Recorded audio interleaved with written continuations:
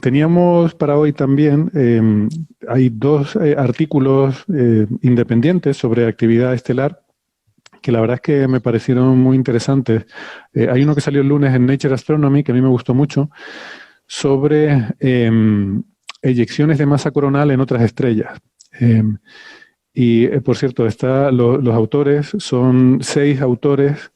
La primera autora es Astrid Veronig. De estos 6 autores, 5 son de Austria y de la Universidad de Graz, y el sexto es de Estados Unidos, Hugh Hudson. Y es que me llama la atención porque cuando en la lista de autores pone que los 5 primeros contribuyeron por igual al artículo. O sea, son 6 autores y dice, estos 5 contribuyeron por igual. Pues yo qué sé, les habrá dado los datos o algo, la verdad es que no sé. Pero me llamó la atención eso, ¿no? Es decir, estos 5 contribuyeron por igual. Y luego no entiendo, entonces, si contribuyen por igual, lo lógico es, en estos casos, ponerlos en orden alfabético. No me queda claro que me digas, estos 5 autores contribuyeron por igual, pero luego son Veronique, Odert, Leitzinger, Disseur y Fleck. Es como muy arbitrario este ordenamiento. Bueno, no sé. No sé, yo creo que eso tipo podría estar justificado si los 5 fueran estudiantes y el jefe fuera el último autor. Y para tema de becas, para temas de este tipo de cosas, te dicen que quieren, ¿qué artículos eres tu primer autor? Dicen, no, de este artículo yo soy primer autor, porque todos los 5 primeros hemos contribuido por igual, todos somos primer autor. Sí, pero entonces, no sé, los otros a partir del segundo pues estarían por orden alfabético y tampoco. Es una ordenación un poco extraña. Y el sexto no es el director, es alguien de otra institución diferente e incluso de otro país diferente. O sea que. Pero te explican qué es lo que ha hecho cada uno también. Vale. Sí, hay una sección que pone contributions. Sí. Que pone AMV conceptualizó y lideró el estudio. Hudson, ¿qué hizo Hudson? Sí. HSH. HSH contribuyó al análisis espectral de SDO-IF. Vale. O sea, uno de los instrumentos. Pues es bastante. Quiero decir que el análisis que hacen se basa. Bueno, es que hay 2 partes en este artículo. Vale, ahora lo cuento, pero esto es como si fueran 2 artículos en uno. A mí me pareció muy chulo, pero bueno. Lo que hacen es lo siguiente. Hemos hablado otras veces y volveremos a hablar hoy sobre fulguraciones estelares. Una fulguración es un destello, es como un flash que, bueno, dura minutos, pero son fenómenos a escalas tan grandes, mucho mayores que la Tierra, que realmente escalas de tiempo en minutos son muy, muy breves. ¿Vale? De hecho, la forma en la que se libera la energía, en la que eso se propaga espacialmente, corresponde a velocidades de miles de kilómetros por segundo o más, ¿no? O incluso a la velocidad de Alfvén, que puede ser muy grande en la corona de una estrella. Entonces, el flare es ese abrillantamiento que normalmente está asociado a algo. O sea, realmente ese abrillantamiento ocurre porque ha habido algún tipo de, no sé, una explosión, algún tipo de erupción muy violenta, y el flare, la fulguración, es el abrillantamiento que vemos. A menudo ese abrillantamiento está asociado a una erupción en la cual se puede eyectar al espacio material de la estrella, material de la corona de la estrella. Y eso es lo que se llama una eyección de masa coronal. Esos se ven en el Sol con relativa frecuencia, sobre todo durante el máximo del ciclo solar ocurren varias veces al día, pero incluso durante el mínimo también ocurren. Entonces, pues eso, en alguna parte alguna estructura magnética en la corona del Sol se desestabiliza, por la razón que sea. Ya lo hemos comentado alguna vez que las líneas de campo magnético tienen esta especie de propiedad elástica, entonces se va retorciendo por los movimientos que ocurren en la base, y ese retorcimiento se acumula como energía potencial y llegado un momento se reconecta, se produce una reconexión magnética y se libera un montón de energía, ¿no? Entonces eso produce una desestabilización de esa energía magnética y en cuestión de minutos se libera una barbaridad de energía. Bueno, pues como digo, en muchas ocasiones eso lleva aparejado una eyección de masa coronal. Esto hasta ahora, las eyecciones de masa coronal solo se han visto en el Sol. Suponemos que otras estrellas también las tendrán, pero hasta ahora no se habían visto. Y digo hasta ahora porque este paper, pues dicen que posiblemente aquí estén viendo este proceso en otras estrellas por primera vez. Y lo ven de forma indirecta, claro. porque las estrellas solo vemos un punto, ¿no? Y lo que dicen es que en las eyecciones de masa coronal, además de la fulguración, que es un abrillantamiento repentino, también ocurre un oscurecimiento. Y el oscurecimiento se debe, pero es un oscurecimiento no de toda la estrella, sino solo de la corona. Y la razón es que una parte de la corona ha volado por los aires. Te has quedado sin corona en una parte de la estrella. Entonces, si tú pudieras medir solamente el brillo de la corona, pues verías que la corona tiene un cierto brillo, pero después de la eyección de masa coronal se ha perdido masa de la corona, que esa masa es material que estaba emitiendo, y entonces eso que has perdido dejas de verlo como un brillo de la corona y entonces la corona disminuye su brillo. Ese es un poco el concepto de partida. ¿Qué pasa? Que la corona es mucho más tenue que el disco de una estrella. Entonces casi toda la luz que tú ves viene del disco. Pero, sin embargo, la luz en el ultravioleta y en rayos X que te llega, la radiación ultravioleta y rayos X, casi toda viene de la corona. Entonces, si tú pones un filtro en el que solo veas el ultravioleta, lo que estás viendo básicamente es la corona. Eso pasa también en el Sol. Estas imágenes tan chulas que solemos ver de cosas que pasan en el Sol suelen ser ultravioleta, en líneas de emisión en el ultravioleta, porque ahí lo que estás viendo es la corona. Entonces, lo que ellos hacen es proponer que si tú coges y te fijas en la emisión ultravioleta y en la emisión de rayos X, tú vas a ver que cuando hay una eyección de masa coronal, ese brillo disminuye durante varias horas hasta que poco a poco se va, se vacía la corona en esa zona y poco a poco se vuelve a rellenar de material, ¿no? Pero durante ese tiempo, que puede durar entre 10 y 20 horas, que se está volviendo a rellenar, pues tú tienes que la corona brilla menos. Entonces eso lo llaman un oscurecimiento, un dimming del brillo de la corona. Entonces, aquí hacen dos cosas. Lo primero es irse a comprobar esto en el Sol, y lo hacen con el satélite SDO, el Solar Dynamics Observatory, que es un satélite que está continuamente monitorizando el Sol 24 horas y tiene varias cámaras que toman imágenes en diferentes filtros, y entre ellos hay varias que toman en filtros ultravioleta, ¿no? Este satélite es el sustituto o la segunda versión, digamos, o la versión mejorada del que fue el SOHO, un famoso satélite de observación solar que hacía eso mismo, ¿no? Observar 24 horas, pero ahora con SDO, pues con mayor resolución espacial, con mayor número de frecuencias, etcétera. Entonces usan las imágenes en el ultravioleta de SDO y usan también un instrumento que se llama EVE, que es el espectrógrafo ultravioleta, en ultravioleta extremo, que lo que hace es que toma, y esto les interesa mucho, lo que hace es que no toma imagen, sino coge todo el Sol integrado como si fuera una estrella. O sea, ver el Sol como si viéramos una estrella, que no tienes ninguna resolución espacial, y coges e integras toda la luz ultravioleta del ultravioleta extremo que te llega, y haces el espectro de eso. Y haces un espectro cada 20 segundos, o algo así. Entonces, eso está muy bien porque les permite ver el Sol como veríamos una estrella, o sea, sin tener información del disco. Entonces, tienen las dos formas de estudiar lo que pasa, ¿no? Por una parte, con resolución espacial en las imágenes, y por otra parte, el espectro más detallado en el ultravioleta extremo, todo el espectro integrado, sin resolución espacial. Entonces, lo que ellos encuentran es que durante una muestra de 62 eventos que han estudiado, en los cuales se producen eyecciones de masa coronal, pues observan que se produce ese oscurecimiento también de la corona. Y lo observan en las imágenes que da el instrumento AIA del SDO, y también en el espectro integrado del IF. Lo ven en los dos casos, ¿no? De hecho, lo que hacen es comprobar eventos en los que hay fulguraciones. O sea, tú puedes tener fulguraciones en las que hay eyección de masa coronal y en las que no. Y comprueban que hay una correlación muy, muy marcada entre el oscurecimiento coronal y la eyección de masa coronal. Es decir, que eventos en los que hay fulguración pero no hubo eyección de masa coronal, ahí no tienes oscurecimiento. Sin embargo, los eventos, casi todos, en los que tuviste una eyección de masa coronal, ahí sí que hay oscurecimiento coronal. Entonces, de esa forma constatan que esa idea de que debe existir un oscurecimiento coronal asociado a la eyección de masa, pues es correcta, por lo menos en el caso del Sol se aplica. Y eso pues ya sería un artículo interesante, ¿no?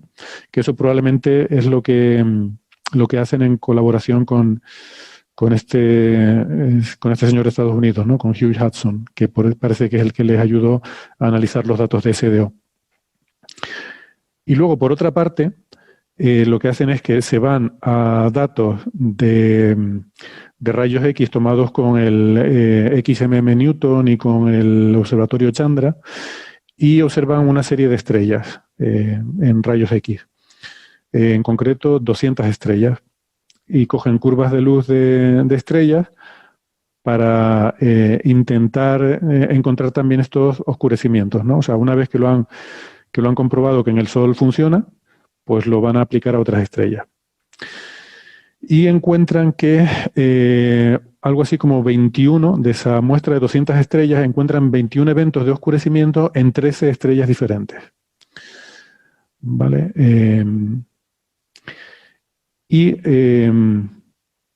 De hecho, la mitad prácticamente de esos eventos los tienen en 3 estrellas. Básicamente los principales sospechosos aquí habituales son AB Doradus, que es una estrella de la que sacaron 5 eventos, es una estrella enana roja que rota muy, muy rápido. Creo que me parece que tiene un giro no sé si es del orden de 10 horas o algo así. Y la otra estrella, sorpresa, nunca se lo imaginarían, es Próxima Centauri. Pero bueno, en Próxima solo hay 2 eventos, pero bueno, es la otra que más eventos tiene. Que también es una enana roja.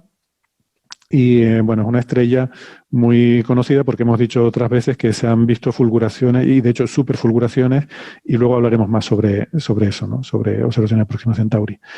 Pero bueno, en esas 2 estrellas encuentran estos eventos de oscurecimiento y pues consideran que son producidos por eyecciones de masa coronal.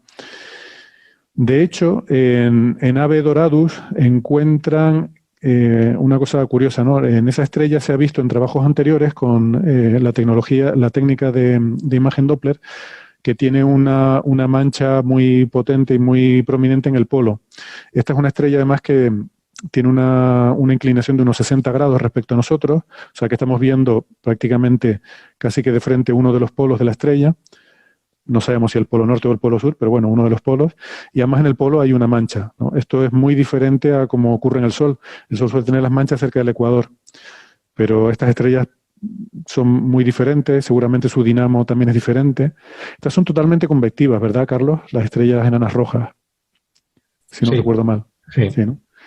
Porque el Sol solo es convectivo el 25% exterior. Convectivo quiere decir que hay un movimiento de burbujeo, ¿no? Que el material caliente de abajo sube, al llegar arriba radia, se enfría y vuelve a caer, y hay como un burbujeo continuo, ¿no? El material subiendo y bajando.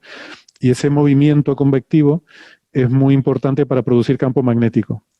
Entonces, en el Sol el campo magnético se produce en ese 25% exterior, mientras que en estas estrellas toda la estrella es convectiva, desde el núcleo hasta la superficie está sufriendo este burbujeo.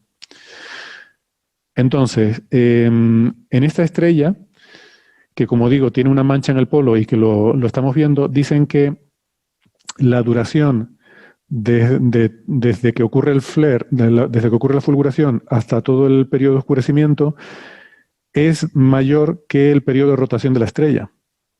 Y eso lo que significa es que probablemente como nosotros estamos viendo la estrella un poco desde el polo, pues quiere decir que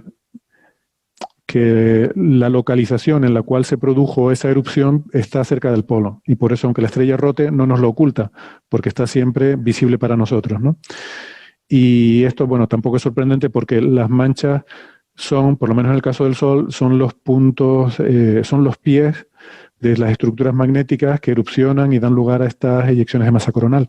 O sea que tiene toda la pinta de que las erupciones que ellos ven en AB Doradus vienen de esta mancha, de esta zona en el polo. O sea que probablemente es una especie de cañón que está ahí escupiendo material al espacio, ¿no? Así que pues nada, eso es un poco lo que cuentan. Me pareció muy chulo, la verdad.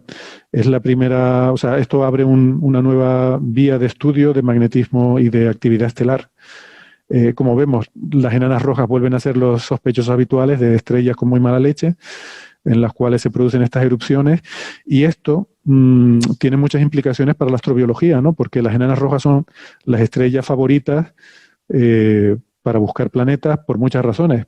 Primero, porque son muy abundantes. Segundo, porque es donde es más fácil encontrar planetas. Y tercero, porque los planetas que encuentres, además, bueno, esto está relacionado con la segunda, pero encuentras planetas que tienen órbitas más cortas y que transitan más a menudo. O sea, los planetas en zona de habitabilidad, en enanas rojas, transitan más a menudo y, por tanto, son más fáciles de observar sus tránsitos, ¿no? Esto está relacionado con la segunda, de que es más fácil detectar planetas ahí, pero no solo, ¿no? Porque también por velocidades radiales se podrían detectar.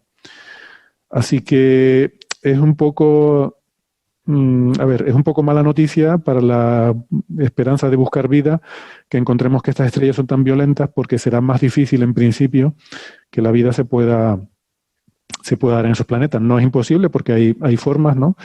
Te puedes meter a vivir debajo de la superficie.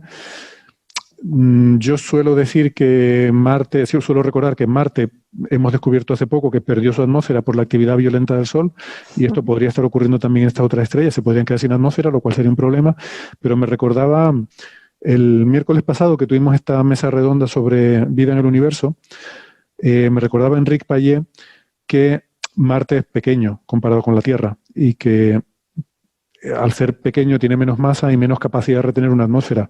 No sabemos si un planeta más grande, más de tamaño como la Tierra, a pesar de esa actividad estelar violenta, sería capaz de retener su atmósfera, ¿no? Que también es verdad. Pero Héctor, ¿no influye también en Marte el que tenga su dinamo muy poco activa? Sí, el campo magnético, claro. Eso es. Sí. Yo lo que solía decir cuando hablaba de estas cosas es decir, bueno, como Marte perdió su campo magnético muy rápidamente, la Tierra está protegida por una magnetosfera que ha protegido su atmósfera de esta actividad solar violenta, pero Marte no, Marte rápidamente se enfrió el interior, perdió esa dinamo y entonces perdió su campo magnético y se quedó expuesto a la actividad solar, ¿no? Esa es un poco la diferencia. Y lo que me decía Enrique, decía, ojo, la diferencia no es solo el campo magnético, sino también la gravedad del planeta, ¿no? Y también es verdad. Eso habría que estudiarlo más. Pasa que es complicado estudiar todas estas cosas porque son muy no lineales, ¿no? Tanto la dinámica atmosférica como las dinamos, entonces son procesos muy no lineales y son difíciles de estudiar. Pero bueno, habrá que hacer simulaciones y este tipo de cosas. Pues nada, es curioso, ¿no? Cuando empecé a leer esto me llamaba la atención esta idea de que las fulguraciones y las eyecciones de masa coronales se pueden identificar como oscurecimientos, cuando tú lo que ves son abrillantamientos, ¿no? Pero sí que es cierto que al perder parte de la corona, eso significa que en lo que es estrictamente la emisión coronal disminuye, ¿no? Así que eso pues genera un oscurecimiento, ¿no? Pero además es un poco paradójico pensar en oscurecimientos asociados a fulguraciones. Bien, ¿alguna pregunta, algún comentario sobre esto? Si no, podemos pasar de tema. Sí, bueno, quizás no sé si ha quedado claro para los oyentes, claro, al no ver la figura. Claro, cuando tú tienes un abrillantamiento, tienes un brillo promedio, subes un pico importante de brillo, bajas y en lugar de retornar al brillo que ya tenías, retornas a un brillo un poquito por debajo de ese brillo, ¿no? Con ciertas fluctuaciones y después poco a poco vas recuperando el brillo previo a la fluctuación. Entonces hay un oscurecimiento porque cae la curva de luz un poquito más de lo que tendría que haber caído. Eso es. El pico ese inicial es la fulguración, que la fulguración es muy rápida. Realmente están superpuestas las dos cosas ahí. Está superpuesta la fulguración y el oscurecimiento, pero la fulguración es mucho más brillante y domina, y por eso vemos un pico. Y luego ya después, cuando la fulguración ha desaparecido, vemos que no vuelve al nivel de luz anterior, sino más abajo, porque se ha perdido parte de la corona. Pero son, insisto, curvas de luz de ultravioleta y rayos X donde estamos viendo sobre todo la corona. Si estuviéramos viendo la curva de luz de la estrella total, no veríamos este oscurecimiento porque está dominada por el disco de la estrella. Y el disco de la estrella es la superficie, digamos, la fotosfera, que ahí no le da igual que se haya perdido una parte de la corona, ¿no? El brillo en sí de la estrella no cambia apenas. Vale, pues luego teníamos otro artículo también que tiene que ver con actividad estelar, que este le voy a pedir a Carlos que nos lo cuente un poco, pero este está relacionado con fulguraciones observadas en diferentes longitudes de onda, pero esto está relacionado con, si recuerdan, la semana pasada estuvimos hablando ¿fue la semana pasada o la anterior? Creo que la semana pasada, de la señal de radio de Breakthrough Listen, que supuestamente venía de Próxima Centauri. Y les comenté que esto se detectó porque había una campaña para intentar monitorizar Próxima Centauri en radio, ¿no? Bueno, pues este artículo que vamos a comentar ahora ha salido con datos de esa campaña, ¿no? Una campaña de finales de abril de 2019, entre final de abril de 2019 y principios de mayo. Es una campaña observacional con muchos radiotelescopios. La señal aquella Breakthrough Listen se captó en el radiotelescopio Parkes de Australia, pero lo que vamos a comentar aquí tiene que ver con ALMA y otros telescopios también que se usaron. Y también de esto hablamos un poco en el episodio 299. También hablamos sobre otro artículo de fulguraciones en Próxima Centauri, porque habían detectado una que había producido algo parecido a lo que en el Sol se llaman estallidos de radio, ¿no? Radio bursts, que se observan en el Sol, hay diferentes tipos, y habían detectado el primero que era igual que un tipo 4, un radio burst de tipo 4 en el Sol, que en el Sol están asociados a eyecciones de masa coronal, y decían en aquel artículo que quizás podían ser debidos también a aquella fulguración a una eyección de masa coronal en Próxima Centauri. Entonces, bueno, también tiene un poco que ver con lo que hablábamos, ¿no? De eyecciones de masa coronal. Y les conté un poco la anécdota tonta de que en aquel artículo que discutimos en el episodio 299, eran todos investigadores australianos, salvo una investigadora que era de Estados Unidos y era de Boulder, Colorado, que es donde yo estuve trabajando 9 años, y que me llamó la atención porque el apellido era McGregor. Y yo dije, McGregor, de Boulder, Colorado, porque había un investigador, un compañero mío, más senior, mayor, que se llamaba Keith McGregor. Y yo dije, vamos a ver, en Boulder, Colorado, el clan de los McGregor no es tan grande. Así que me puse a mirar y efectivamente esta investigadora, Meredith McGregor, es la hija de mi compañero Keith McGregor, ¿no? Que bueno, pues que, claro, yo hablo así de estas cosas, pero hace 20 años de que yo estuve, bueno, desde el 99 hasta 2008, ¿no? Meredith supongo que sería muy jovencita en aquella época y mira, ahora está detectando flares por ahí, por el mundo, ¿no? Y en este artículo que vamos a discutir hoy, Meredith McGregor es la primera autora. Así que se ve que le ha cogido afición a esto de observar fulguraciones en Próxima Centauri, que bueno, que estamos viendo que es una estrella muy interesante, ¿no? Desde el punto de vista de actividad estelar. Sí. Así que, bueno, Carlos, si quieres contarnos aquí más fulguraciones de Próxima Centauri. Yo creo que Próxima Centauri es una estrella interesante más que por su actividad estelar, sino por su proximidad estelar. Entonces, este artículo, que efectivamente, como bien dice Héctor, pues la primera autora es Meredith McGregor y una lista bastante grande de coautores, que corresponde típicamente a este tipo de estudios que se hacen con gran cantidad de instrumentos. Procesar los datos de estos instrumentos es complejo, con lo cual pues necesitas un grupito de personas, con lo cual cuando juntas muchos instrumentos, pues evidentemente tienes que juntar a muchos de estos grupitos de personas y terminas un paper pues con tus 15, 20, 30 autores. Entonces, ¿cuál es el punto de este artículo? Pues lo que comentaba Héctor, durante un tiempo, en 2019, un montón de telescopios se dedicaron a estudiar Próxima Centauri. El trasfondo de todo esto es la habitabilidad estelar. Sabemos que Próxima Centauri tiene un planeta que está en la zona habitable porque tiene una temperatura promedio que parece indicar que podría retener agua líquida en su superficie. Próxima Centauri es una estrella, lo que comentaba antes Héctor, es una enana roja, es una estrella de tipo M5, creo, M5, M6, que es mucho más fría que el Sol. La temperatura efectiva, digamos, la temperatura de su atmósfera, de su capa más externa, es de en torno a 3.300, creo, Kelvin, comparados con 5.700 del Sol, por ejemplo, y es muchísimo más pequeñita. Tiene una masa que es el 10% de la del Sol. Por lo tanto, sus planetas, para mantener órbitas estables, tienen que estar mucho más cerquita de la estrella, lo que compensa en parte esta frialdad relativa, al estar mucho más cerca, pues recibes mucha más energía, relativamente mucha más energía, con lo cual aún así puedes mantener tu agua líquida, que a día de hoy es digamos, la regla general que se usa para decidir si un planeta puede ser habitable o no. Entonces, este estudio lo que hace es mirar, seguir Próxima Centauri durante tiempo y, en este caso, se encuentran con que tiene una de estas fulguraciones. Y como tienes un montón de instrumentos mirando a Próxima Centauri, puedes ver esta fulguración en muchas longitudes de onda. Algunas de ellas, como por ejemplo el radio o en el óptico, son longitudes de onda, digamos, muy baratas, en las que hay un montón de telescopios que están observando el cielo en todo momento, con lo cual tenemos un montón de información, tanto de Próxima Centauri como de otras muchas estrellas. Otras longitudes de onda, como por ejemplo, y en particular el ultravioleta más energético, o sea, básicamente los rayos UVA y cosas más energéticas, no. Hay muy pocos instrumentos que observen en ese rango. Básicamente porque, por suerte, la atmósfera nos protege de esta radiación, con lo cual estos instrumentos tienen que estar en el espacio. En este caso, por ejemplo, usan principalmente el Hubble, y esto es la parte interesante. Como tú tienes acceso a esa longitud de onda muy difícil de observar desde Tierra y a la vez, simultáneamente, a otras longitudes de onda que son muy fáciles de observar desde Tierra, puedes intentar relacionarlas.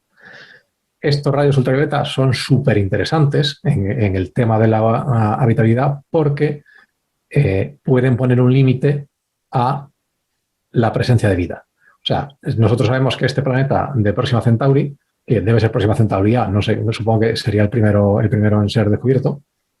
Próxima B. O A o B, no, sí. Bueno, B porque A es la compañera. Sí. Sí. No, A es, los exoplanetas siempre se nombra, el primero es con la letra B. Con la letra B. Es que después B, sí. Próxima Centauri también tiene una compañera súper débil. No, es que es un sistema triple. Alfa Centauri. Eso, y Próxima es la gorda, ¿no? Próxima es o la segunda. No, la pequeña que está más cerca de nosotros. Bueno, anyway. Hay Alfa Centauri A, B, pero eso es con mayúscula. A mayúscula, B mayúscula y luego Próxima Centauri, que sería Alfa C, supongo. Bueno, pues este planeta, Próxima Centauri B, podría tener agua líquida, pero el problema es que, como Próxima Centauri es una enana roja, tiene un montón de estas fulguraciones que están lanzando radiación ultravioleta continuamente contra el planeta. Entonces, un poquito de radiación ultravioleta se supone que favorece la aparición de vida compleja, porque básicamente es una radiación tan nociva que favorece la aparición de mutaciones, por ejemplo, pero demasiada, esencialmente, te fríe todas tus posibles formas de vida. Entonces, esta fulguración en concreto encuentran que en el ultravioleta tiene una energía de en torno a 10 elevado a 30 ergios. Esto lo podemos comparar con las fulguraciones que tenemos aquí en la Tierra. Entonces, las típicas fulguraciones solares del orden de literalmente de las de todos los días son de en torno a 10 elevado a 27. O sea, son 1000 veces más débiles. Y cosas catastróficas, como hubo una a final del siglo XIX, que se llama el evento de Carrington, que es en el siglo XIX no había demasiada tecnología, pero sí había líneas de telégrafos. Entonces, esto fue una fulguración tan grande que se cargó la telegrafía durante un par de días. Y esto creo que era un evento de en torno a 10 elevado a 31. Entonces, para esta fulguración pueden medir directamente estos 10 elevado a 30 ergios en el ultravioleta. Pero como además también pueden medir la energía en el óptico, y tenemos un montón de telescopios que han estado observando Próxima Centauri durante mucho tiempo, podemos un poco hacer el ranking de fulguraciones de Próxima Centauri. Y resulta que fulguraciones tan brillantes como esta o más, en promedio hay una al día. En Próxima Centauri. Y fulguraciones que podrían llegar a 10 elevado a 34 ergios, creo que se espera una del orden cada 100 días. O sea, estás diciendo que son del orden de entre 1000 y 10.000 veces más potentes que las normales del Sol. En el ultravioleta. En el ultravioleta. Sí. O sea, ultravioleta extremo, si quieres. De rayos UVA, ultravioleta A, B y C, típicamente. Sí. Vale, pero y en el visible también serán tanto Sí. más potentes que las visibles del Sol, ¿no?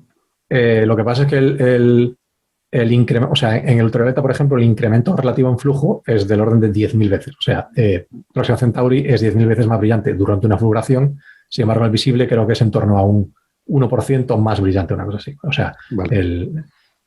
porque además vale. Dices con respecto a la con propia respecto estrella. sí. Vale. Ok. Creo que la luminosidad volumétrica es 10 elevado a 31 en el visible.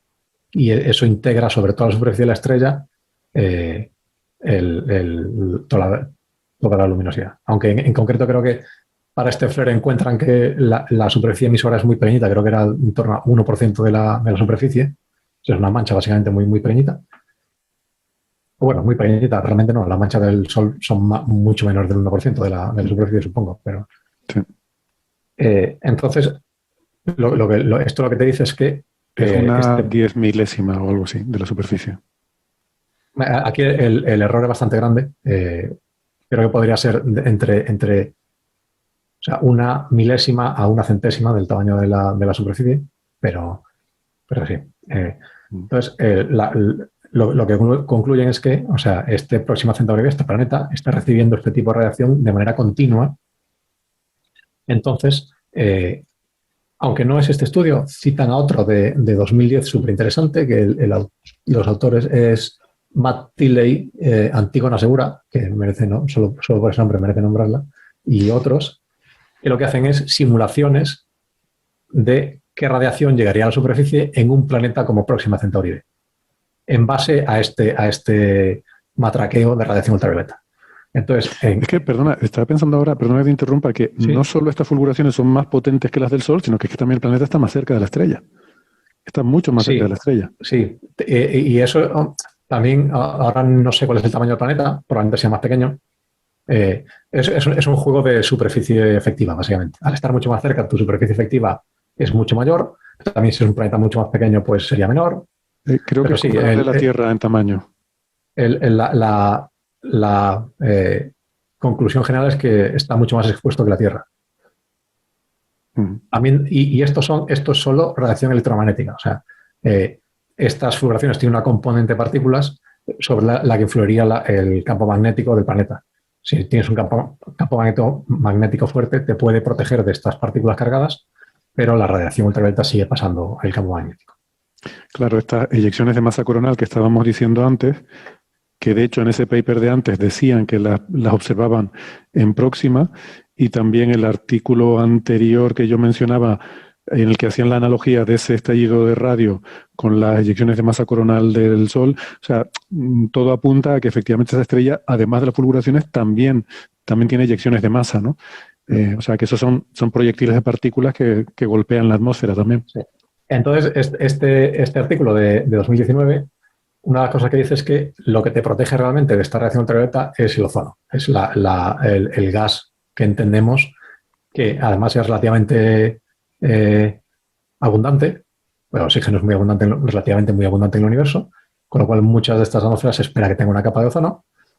Entonces, el ciclo, digamos, del ozono es: tú tienes tu capa de ozono estable, te llega una de estas fulguraciones, el ultravioleta desintegra las moléculas de ozono, se absorbe toda la radiación y con el tiempo este ozono se regenera, porque esencialmente lo que tienes son partículas, átomos libres de oxígeno que son muy reactivos y se recombinan con moléculas de oxígeno diatómico y te vuelve a dar ozono. Entonces se te regenera esta capa de ozono y en la siguiente fulguración te vuelve a proteger. Pero ¿qué pasa cuando tienes fulguraciones tan frecuentes como las de Próxima Centauri? Que no tienes tiempo para que se regenere tu capa. Entonces, tú recibes una fulguración, tu cantidad de ozono disminuye, recibe la siguiente, disminuye más, recibe la siguiente, disminuye más. Entonces, nunca llegas a recuperar tu capa de ozono y estiman que con 100 fulguraciones de 10 elevado a 33, de las que en Próxima Centauri sabemos que tenemos una cada 100 días, un poco más frecuente, tu capa de ozono se ha reducido al 8%. Has perdido el 90% de tu capa de ozono. Entonces, en ese momento, la siguiente fulguración de 10 elevado a 34 que te llegue, elimina el 90% de las bacterias que hay sobre la superficie de la Tierra. porque ya el presupuesto de radiación nociva que llega a la superficie es tan grande que todas estas bacterias que estarían expuestas, pues esencialmente se fríen, se mueren. Con lo cual, esto no pinta muy bien con respecto a la posibilidad de encontrar tierra, de encontrar vida en próxima vez. En el peor de los casos, si uno no, porque estos son simulaciones, puedes no creerte, o podría ser que efectivamente, por ejemplo, si tus bacterias están bajo el agua, tienen una capa de material, en este caso agua, que las protege y no estarían tan expuestas a la radiación ultravioleta. Pero como otra cosa útil es que nos permite también saber cuál es el presupuesto de oxígeno de la atmósfera. Porque, por ejemplo, el oxígeno no es demasiado estable. Entonces, sabemos que, por ejemplo, en la Tierra, lo que está produciendo oxígeno o lo que cambió el porcentaje de oxígeno presentes fueron las plantas. O sea, cuando empezaron a aparecer plantas, cuando las plantas empezaron a generalizar, tú pasas de tener una atmósfera pobre en oxígeno a una atmósfera muy rica en oxígeno. Entonces, si tú de repente te encuentras un planeta que tiene muchísimo oxígeno y es estable este oxígeno, tú podrías concluir que hay algo ahí, un motor que genera este oxígeno. Quizá ahora sabemos, con estos estudios podemos distinguir qué parte de este oxígeno puede venir de esta radiación ultravioleta, por ejemplo, que está modificando la química del oxígeno. Lo que también sería interesante para un poco ir eliminando posibilidades que te puedan confundir respecto a encontrar biosignaturas en la atmósfera, por ejemplo. Esto sería fotoquímica, entonces. Sí. Yo, de todas formas, creo que lo que tú decías de que, o sea, el problema para la vida de la radiación a la que está sometida, en este caso radiación ultravioleta y tal, no me acaba de convencer como argumento, ¿no? Porque tú puedes tener vida subterránea, puedes tener a lo mejor alguna forma de vida que haya desarrollado membranas suficientemente gruesas como para proteger de esta radiación, o quizás que vivan en océanos, ¿no? En las profundidades de océanos.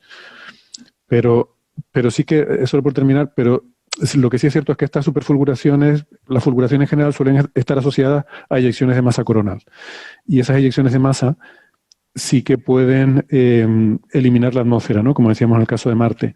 Y sin atmósfera sí que ya ni hay agua, ni hay océanos en los que refugiarte, ni hay nada, ¿no? Porque si pierdes la atmósfera no puede haber agua líquida en la superficie, no puede haber océanos y no tienes esa escapatoria.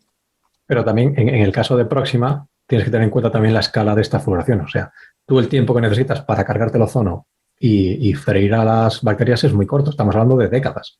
Entonces, la evolución no es suficientemente rápida como para compensar esta... Ya. Tú puedes, en una estrella como el Sol, que a lo mejor tienes uno de estos eventos catastróficos cada 100 años o 200 años, a lo mejor la evolución es suficientemente rápida como para responder a estos eventos, si fuesen más frecuentes de lo que son. Pero en este tipo de estrellas que son muy, muy, muy frecuentes, estás hablando de días, probablemente la evolución no sea capaz de adaptarse tan rápido a este entorno hostil. Sí, no, estoy de acuerdo en que es muy hostil. O sea, simplemente quería apuntar que por si no fuera suficiente el problema de las fulguraciones, tienes también que suelen ir asociadas a las eyecciones de masa coronal que pueden incluso pelarte la atmósfera, ¿no? Y que ya sin atmósfera, pues no, vamos, ahí no hay discusión. Sí. Sobre eso. Pero vamos, en general la conclusión es que Próxima Centauri B, factor 50 como mínimo. Sí. O vamos, ahí para arriba.